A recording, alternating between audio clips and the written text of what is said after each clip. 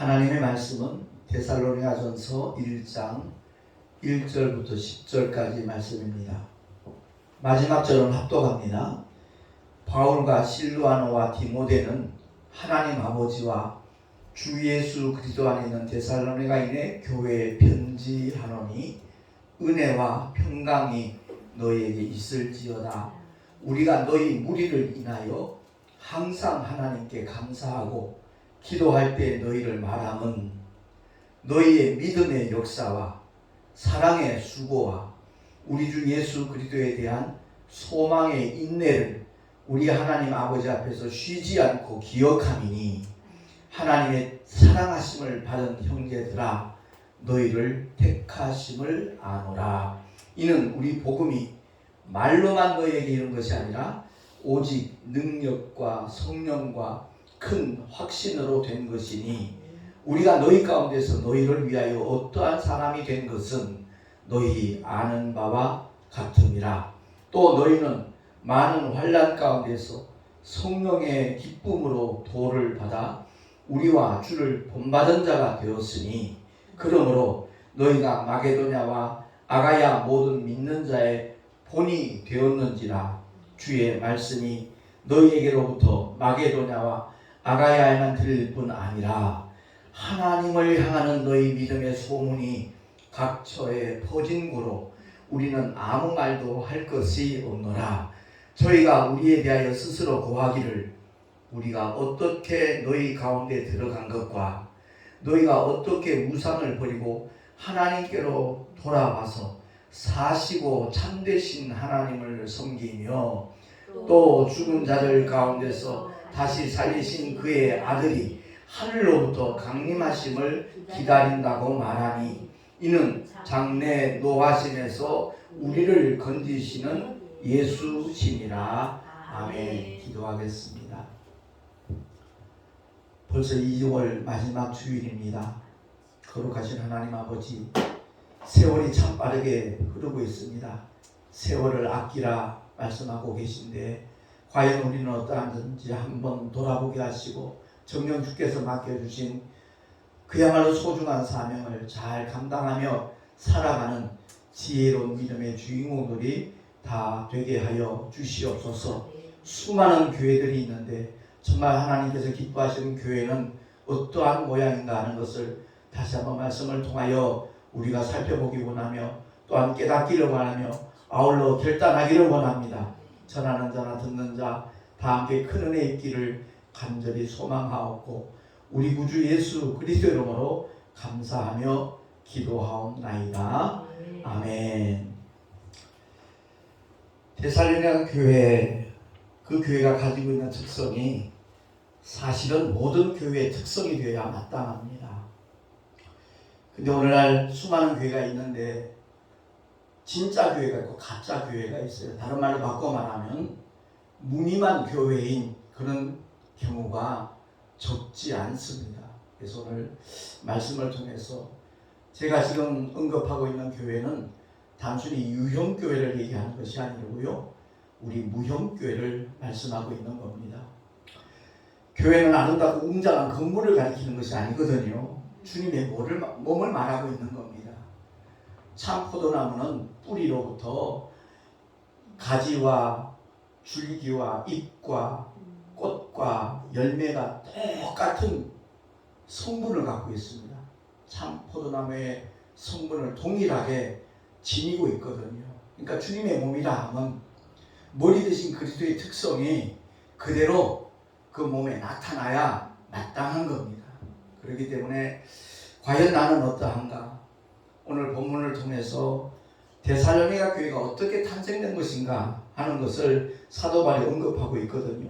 9절에 보면 저희가 우리에 대하여 스스로 고하기를 우리가 어떻게 너희 가운데 들어간 것과 너희가 어떻게 우상을 버리고 하나님께로 돌아와서 사시고 참되신 하나님을 섬기며 또 죽은 자들 가운데서 다시 살리신 그의 아들이 하늘로부터 강림하심을 기다린다고 말하니 이는 장래 노하심에서 우리를 건지시는 예수시니라 라고 바울이 지금 설명하고 있잖아요. 그가 빌립보 감옥에서 실컷 두들겨 맞고 그야말로 한밤중에 신라와 함께 하나님을 찬미했거든요. 그때 하나님의 놀라운 능력이 그 옥터에 나타났어요. 옥터가 흔들리고 옥문이 열리고 착고가 풀리고, 그래서 죄수가 도망간 줄 알고 간수가 자살하려고 했어요. 자결하려고 그러는데 네 몸을 해하지 말라, 우리가 여기 있다. 그렇게 돼서 탄생된 교회가 데살로니가 교회거든요.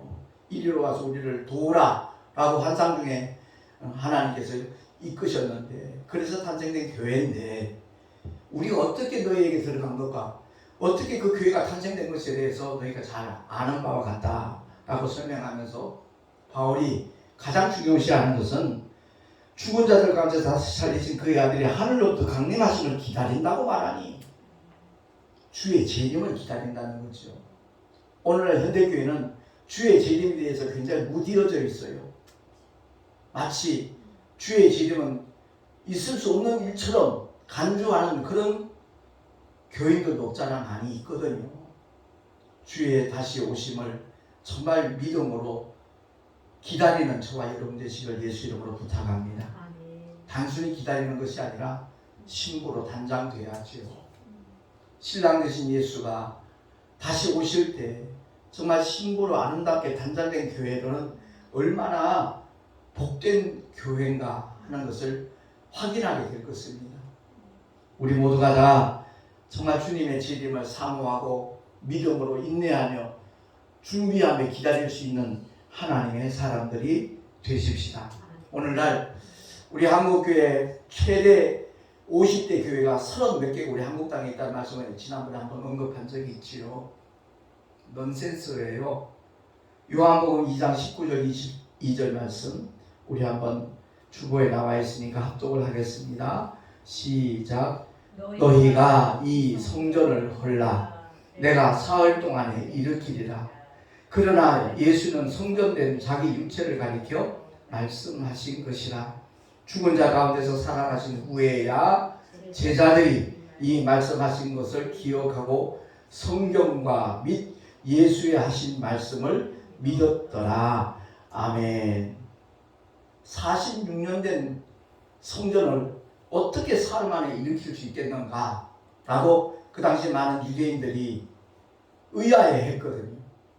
주님의 말씀은 바로 성전된 자기 육체, 십자가에 못 박혀 죽지만 사흘 만에 다시 일어날 것을 미리 말씀하신 거거든요. 제자들도 주님의 부활 후에야 이 말씀하신 것을 기억하고 성경과 및 예수의 하신 말씀을 믿었더라 라고 성경은 증언하고 있습니다. 오늘날 우리가 하나님을 예배할 때 장소의 개념 그리 중요한 게 아닙니다. 사실 주님 앞에 어떤 자세로 어떤 모양으로 어떤 목적으로 예배하는가, 우리 주보에 나와 있듯이 이 예배는요 그야말로 하나님 앞에 영광 돌리는 거거든요. 예배 그 자체가 다른 목적이 있어서는 안 돼요. 하나님의 말씀을 통하여 내 믿음을 점검함과 동시에 정말 하나님 앞에 영광을 돌리기 위함이 오늘날 주일 예배인 줄로 깨달으시기 바랍니다. 이 험악한 세상 수많은 유혹과 그야말로 많은 죄악의 손짓이 있지만, 불신앙의 유혹이 있지만 여전히 다시 오실 주님을 손꼽아 기다리고 있습니다. 부활의 소망 결코 놓지 않았습니다 라고 고백하는 것이 바로 주일 예배의 의미라는 것을 우리 모두가 알아야 되는 것입니다. 그래서 고린도전서 3장 16절 17절 통해서 바울이 다시 한번 일깨워 주시오. 합독하겠습니다. 시작. 너희가 하나님의 성전인 것과 하나님의 성령이 너희 안에 거하시는 것을 알지 못하느뇨. 누구든지 하나님의 성전을 더럽히면 하나님이 그 사람을 멸하시리라. 하나님의 성전은 거룩하니 우리도 그러하니라. 아멘. 성령이 거하시는 성전이 바로 저와 여러분의 몸이라는 것을 확실히 믿으시기 바랍니다. 구약의 솔로몬이 하나님의 성전을 건축한 목적이 뭐죠? 하나님의 이름을 두기 위해서라고 말하고 있습니다. 어느 곳에 있든지 예루살렘 성전을 향하여 기도하면, 간구하면 하나님이 들으시고 응답하신다라는 그 성전을 건축한 목적을 솔로몬이 선포하거든요. 근데 그 구약의 성전은 짐승의 피를 가지고 들어가서 하나님 앞에 먼저 죄를 자백하고 용서받는 그것이 목적이었고요. 그런데 2000년 전 갈보리 언덕에서 주님의 보배로운 피로 이 세상 모든 죄를 사하신 다음에는 더 이상 짐승의 피가 필요 없는 겁니다. 물두멍도 필요 없는 것이고요. 번제단도 필요 없는 것이고요. 그래서 주님이 말씀하는 거예요. 이 성전을 헐라라고 말씀하셨고 더 이상 성전 예배가 아니라는 겁니다. 근데 하나님의 그 뜻을 제대로 알지 못하는 경우에 특히 우리 한국에는 60년대, 70년대 엄청난 부흥이 일어났잖아요. 서로 경쟁하듯이 교회를 크게 건축하는 것이 마치 하나님의 뜻이고 하나님의 영광인 양 착각을 하고 그렇게 치열한 지나친 경쟁을 하다 보니까 많은 교회들이 무리하게 건축한 교회는 다 부채 때문에 경매에 넘어가고 말았고 그 결과 이단이지요. 하나님의 교회, 정말 하나님과 전혀 상관없는 하나님의 교회가 경매에 올라온 넘어온 그 모든 교회를 전부 다 접수를 했거든요. 참 안타까운 일이 우리 목전에서 벌어지는 것을 보고 참 마음 아파하는 주의 종들과 성도들이 적지 않습니다. 그렇습니다. 성령이 오셔서 정말 우리에게 진리를 알게 하시고 진리 가운데서 자유하도록 역사하시는 그 하나님께서는 어떤 건축된 성전 예배가 아니라 우리의 심령 성전이 그야말로 하나님의 말씀으로 가득 채워져 있고 성령께서 감동하시고 감화시키시는 대로 순종하며 나가는 그러한 믿음의 사람들의 예배가 곧 하나님이 기뻐 받으신 예배라는 것을 성경은 우리에게 말씀을 하고 있는 겁니다. 그래서 성령이 거하시는 성전이 곧 주님의 몸된 교회라면 어떤 특성이 있는가? 어떤 공통분모가 있는가? 오늘 본문은 그것을 말씀하고 있는 겁니다. 사도 바울이 이렇게 고백하잖아요. 우리가 너희 무리를 인하여 항상 하나님께 감사한다. 그리고 기도할 때마다 너희를 말한다. 왜? 너희의 믿음의 역사와 사랑의 수고와 우리 주 예수 그리스도에 대한 소망의 인내를 우리 하나님 아버지 앞에서 쉬지 않고 기억함이기 때문이다 라고 설명하고 있지 않습니까? 그렇습니다. 정말 주님의 몸된 교회라면 과연 내 안에 성령이 와 계시다라면 우리의 삶 속에서는 믿음의 역사가 나타나야 돼요.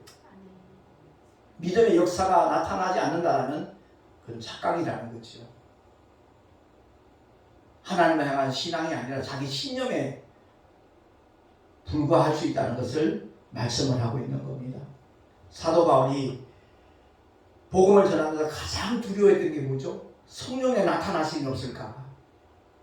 단순히 어떤 이론적인 지식적인 그런 복음만 전하게 될까봐 그는 가장 우려했다라고 고린도전서 2장 1절에서 5절에 그렇게 말씀을 하고 있습니다. 제가 찾아서 잠깐 읽도록 하겠습니다.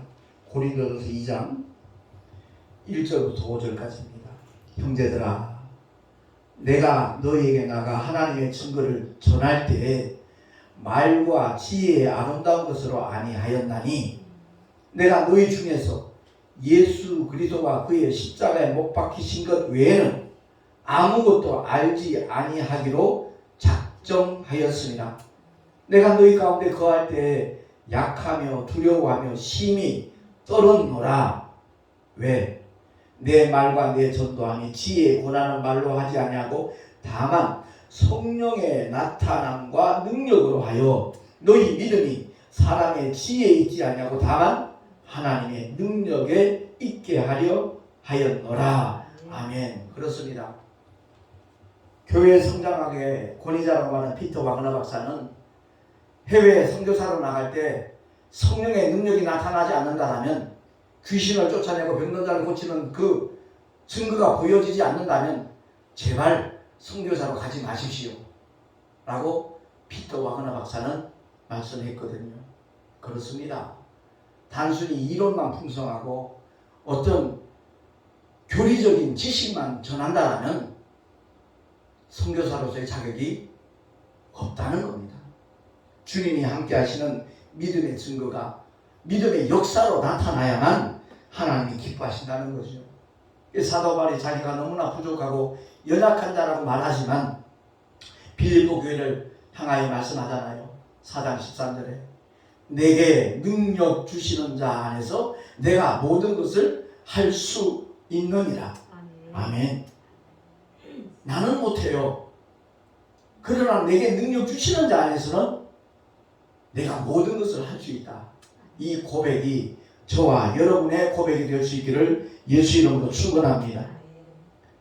오직 능력과 성령의 큰 확신으로 된 것이다.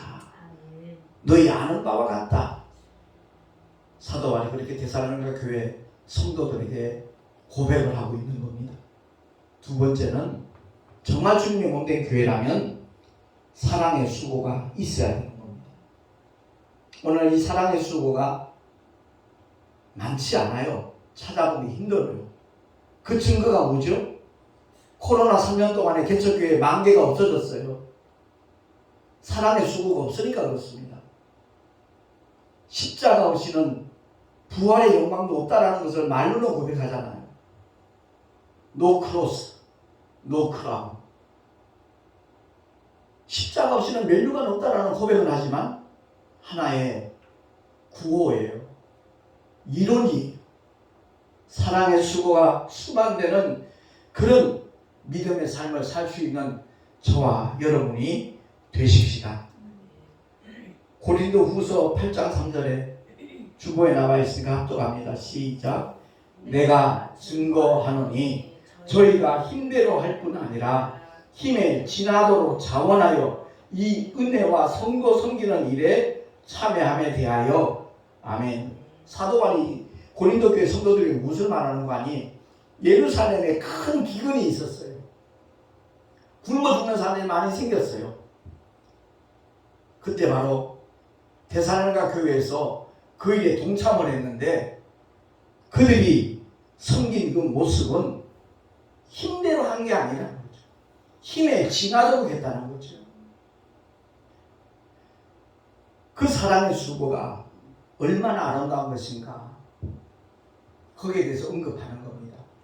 제가 지금 부천에서 목회를 하고 있지만 대구에 계신 그 두 집사님을 제가 잊을 수가 없고 끊임없이 감사한 마음이 넘치는 것은요, 그분들의 한의원을 하고 산부인과에 출근하면서 일을 하는 그런 분들인데 환자들 진료한다는 것 쉽지 않잖아요.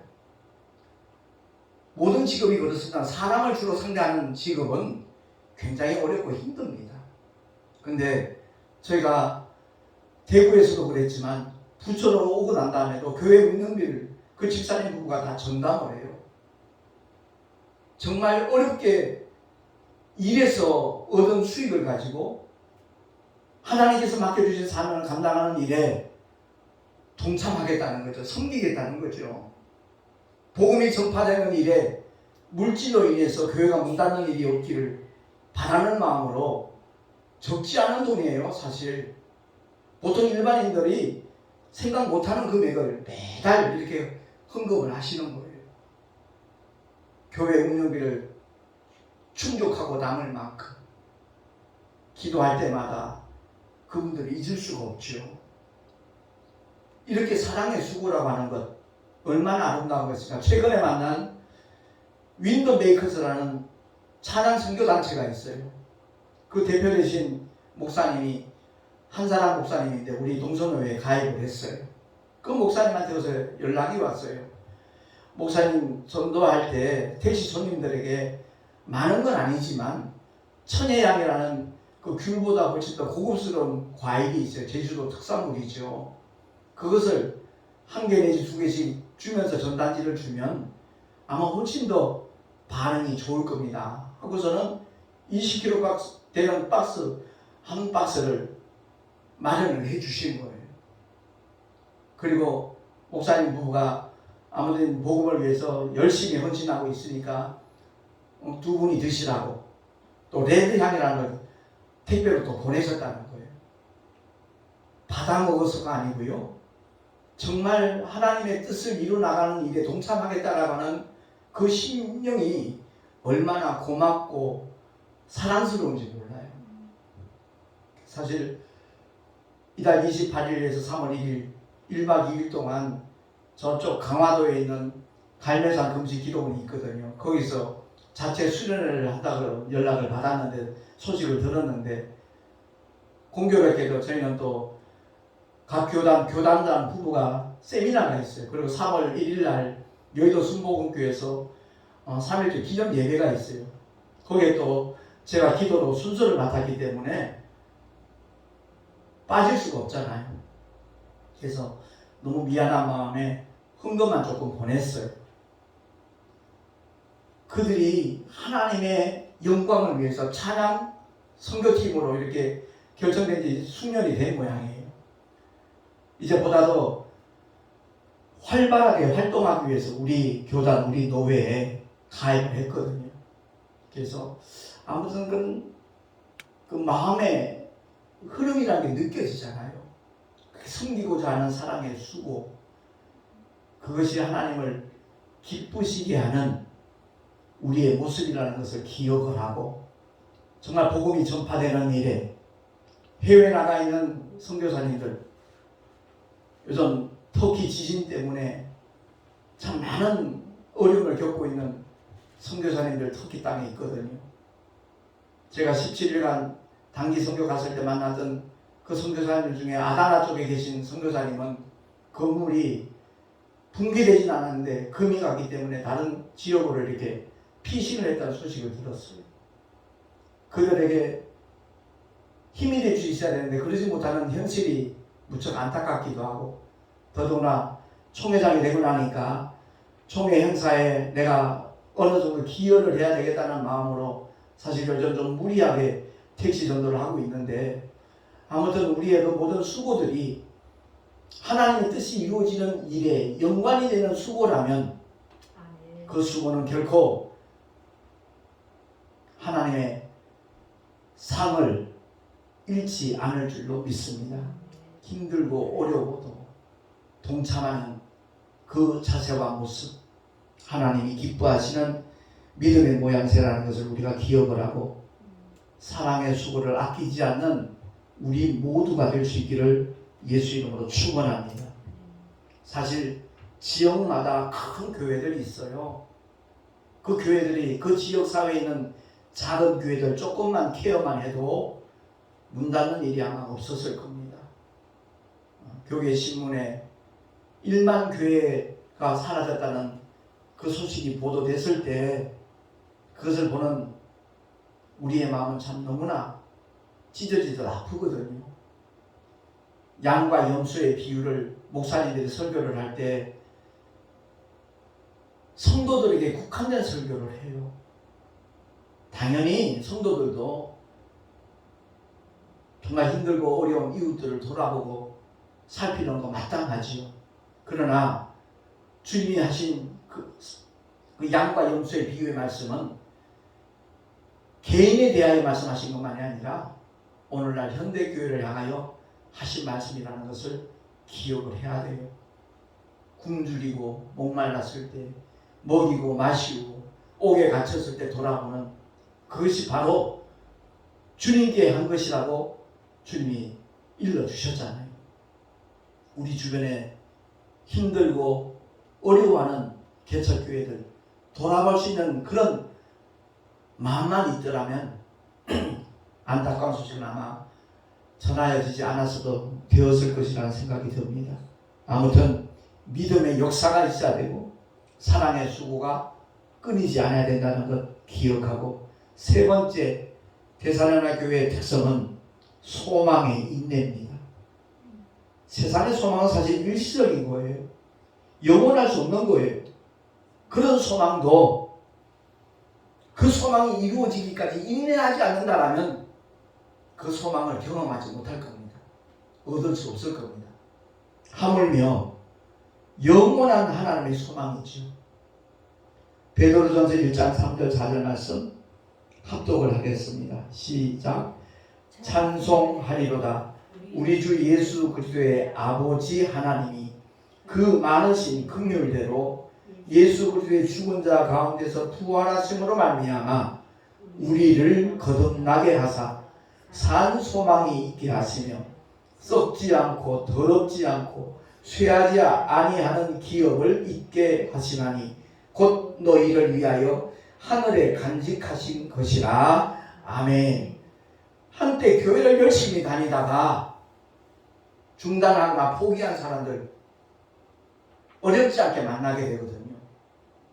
그들이 이 소망의 인내를 구비하지 못했기 때문에 그렇습니다. 당장 먹고 살기 힘든데, 당장 어려운데, 당장 내가 견디기 힘든데 하고서 하나님을 향한 믿음의 소망을 포기해버려요. 저는 예수 믿는 연예인들이 그 자살하는 그러한 사건들에 대한 뉴스를 들을 때마다 너무너무 안타까워요. 어떤 분은 그렇게 위로하더라고요. 얼마나 힘들어서는 자살했겠냐. 하나님이 그것도 아실 거다. 말도 안 되는 소리를 하더라고요. 끝까지 견디는 자가 구원을 얻는다라고 마태복음 25장에 말씀하고 24장에 말씀하고 있거든요. 끝까지 견디는 자가 구원을 얻으리라. 아무리 힘들고 어려워도 믿음을 끝까지 지키는 저와 여러분이 되십시다. 솔직히 부자와 거지 나사로의 비유를 통해서 그 거지 나사로만큼 불행한 사람 이 세상에 있을까요?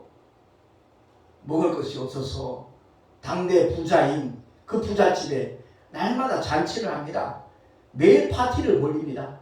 또 먹다 남은 음식 찌꺼기 대문밖에 버려두면 그것으로 연명하는 거지 나사로예요. 게다가 온몸은 헌데를 알아요. 그 상처를 개들이 와서 핥아줘요. 그보다 어려운 현실 속에 있는 사람 과연 있을까요? 저는 없다고 보거든요. 수많은 사람들이 그 부자를 부러워했을 겁니다. 맨날 흥청망청 먹고 마셔도 부족함이 없는 그 삶. 그러나 그 당대에 유명한 그 부자는 이름이 언급되지 않아요. 성경에. 굶주리고 사람들이 지나가면서 혀를 차면서 불쌍히 여기던 그 거지는요, 이름이 나와 있어요. 나사로예요. 그 의미가 하나님의 위로라는 뜻이에요. 정말 힘들고 어려워도 하나님의 위로를 받으면서 그는 자살하지 않습니다. 하나님의 그 영혼을 취하여 가는 그 순간까지 믿음을 저버리지 않았다는 얘기예요. 그런 믿음을 하나님은 찾고 계시거든요. 요즘 택시 타는 손님들 치고 어렵지 않다는 사람이 없어요. 너무 힘듭니다. 너무 어렵습니다. 그들 입에서 나오는 공통 분모예요, 그게. 그럴지라도 자살하는 것은 원수 마귀에게 영원히 속는 행위거든요. 우리의 목숨은, 우리의 생명은 하나님의 것임을 인정하는 것이 기독교 신앙의 첫 걸음입니다. 그러니까 힘들다고 그 목숨, 그 생명이 자기 것인 줄 알고 스스로 끝내버리는 것은 하나님의 절대 권위에 도전하는 행위예요. 그야말로 교만한 월급 행위입니다. 힘들고 어려워도 주님 앞에 눈물로 호소하면서 주여 나를 긍휼히 여겨주세요.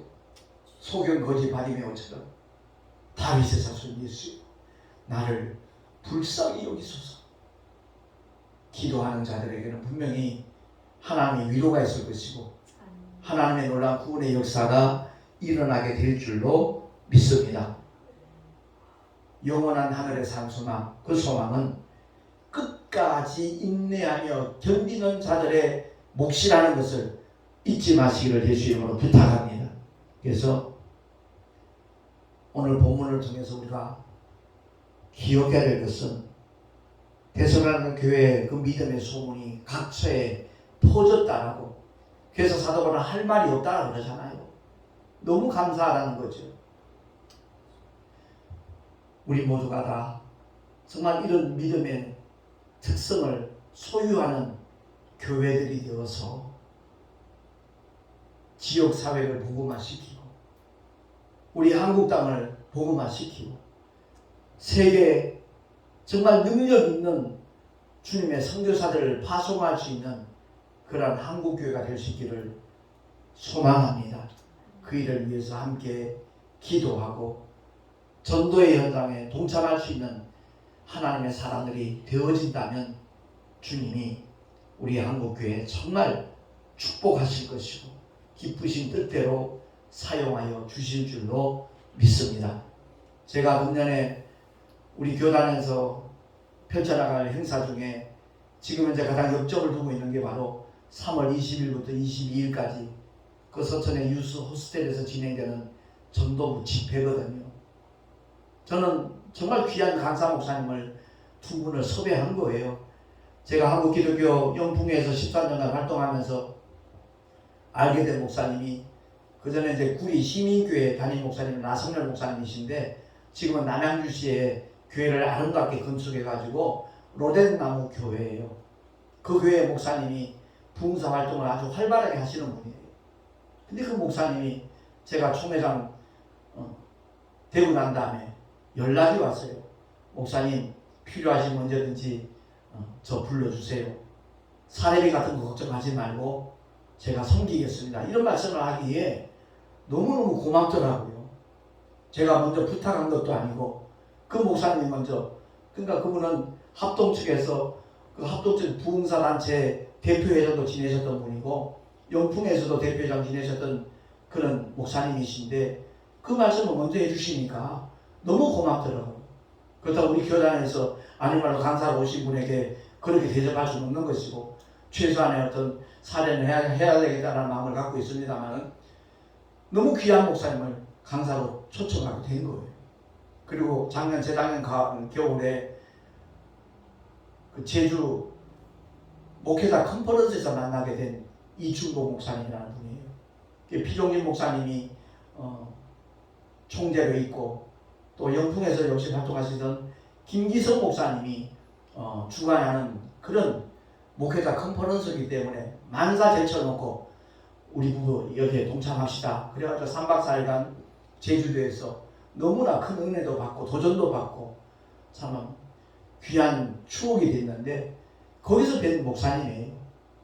합동 측에서 목회를 한 40년 이상 목회하신 목사님인데 그 목사님이 한 타임 강의를 하시는데 너무너무 감동이 됐어요.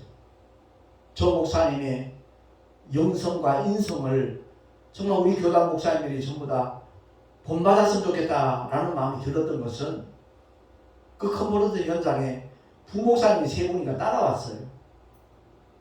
물론 나이 차이가 아버지 뻘이죠. 근데 이충보 목사님에게 호칭을 목사님이라고 하지 않아요. 아버지라고 하는 거예요. 그냥 하는 소리가 아니라 정말 아버지만큼 존경하고 사랑하는 그런 목사님으로 대우를 하더라고요. 나중에 들은 얘기지만 그 교회 부목사님들 7명인가 8명을 전부 다 개척을 해서 내보냈는데 재정적으로 뒷받침을 전부 다 해주고 정말 힘이 될 수 있는 그런 지원을 해주면서 독립을 지킨 교회들이에요. 그 이충호 목사님이 목회를 40몇 년 하시는 동안에 당신 고백이 그래요.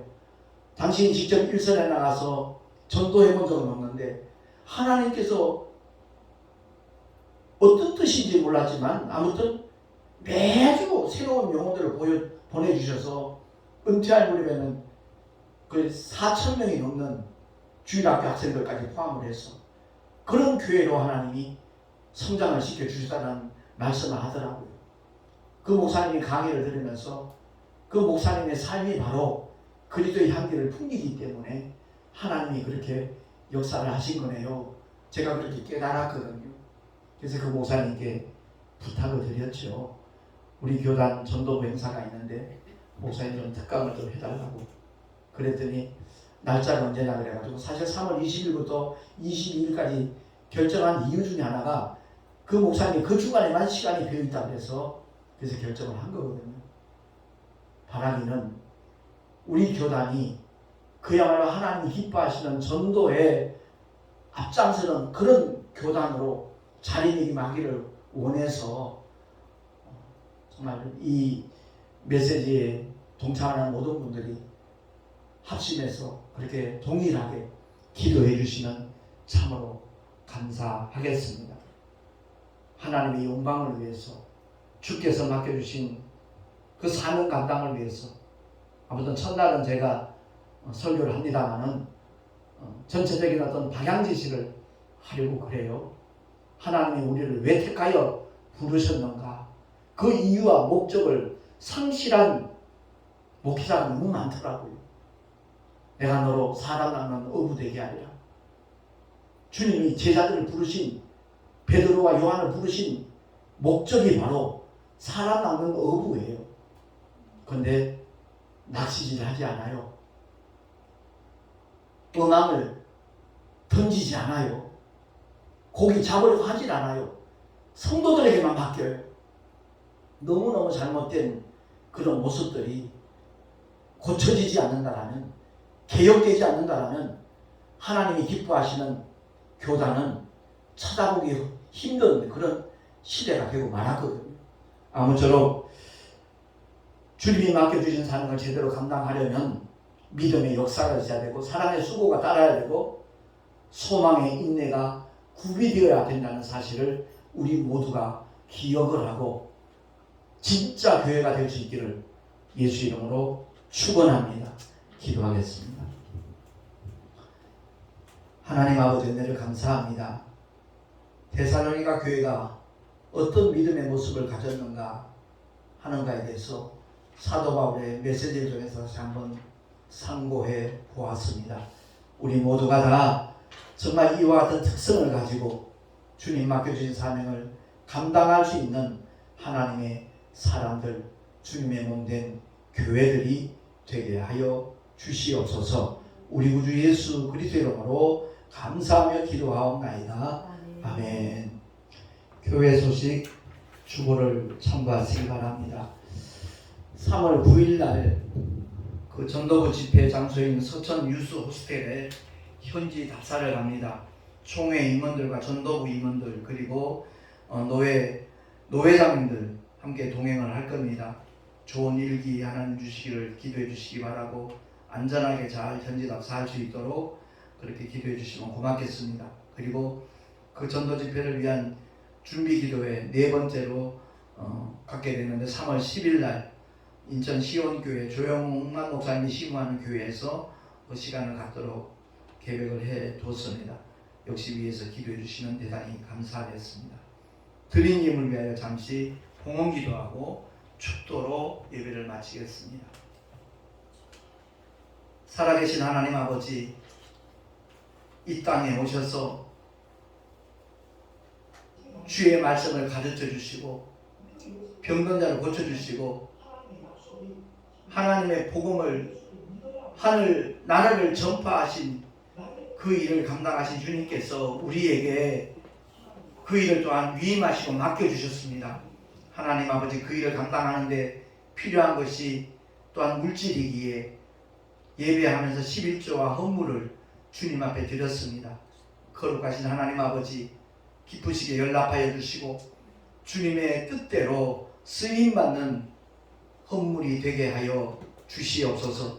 드린 손길들마다 복된 삶으로 주님 축복해 주시고 하늘의 상급으로 쌓여지게 하시고 경유하는 모든 일들이 주님 안에서 순적히 형통하는 은혜까지 허락하여 주시옵소서. 우리 구주 예수 그리스도의 이름으로 감사하며 간절히 축복하며 기도하옵나이다. 아멘. 이제는 우리 구주 예수 그리스도의 크신 은혜와 하나님 아버지 영원하신 사랑하심과 보혜사 성령 하나님의 내주교통 인도하심과 축복하심이 진짜 교회는 어떤 특성을 가지고 있는가 살펴보면서 우리도 그와 같은 삶을 펼쳐가리라 결단한 하나님의 사람들 머리 위에 그 가정과 자녀들과 경영하는 모든 일들과 삶의 자리 위에 또한 주께서 피로 가지고 세우신 주님의 모든 교회들 위에 합동동신 총회와 전도부 집회 위에 지금으로부터 영원토록 함께 있을지어다. 아멘.